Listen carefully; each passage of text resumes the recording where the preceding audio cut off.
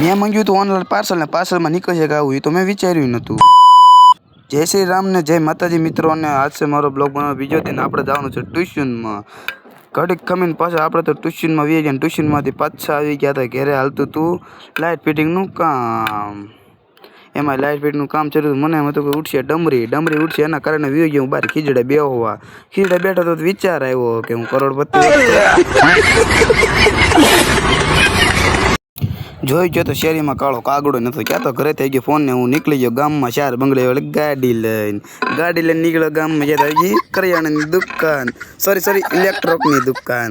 ત્યાંથી તો 4 ભૂંગળાવાળા પાઇપ લઈને નીકળી ગયો ઘરે. ક્યાં તો આવી ગયો પાર્સલ વાળાનો ફોન કે તમારે આવી ગયું પાર્સલ લઈને નીકળી ગયો ઘરે. જમીને પછી તો પાર્સલ ખોલ્યું. ક્યાં તો નીકળ્યું પાર્સલ. મેં કહ્યું આવું નીકળ્યું ને મારો તો મગજ જલી ગયો. પછી તો હું બે ગયો વાંચવા બેઠો. આમાં કઈ મગજમાં નતું ઉતરતું. તો मतलब वो अलग ही लेवल का बंदा था.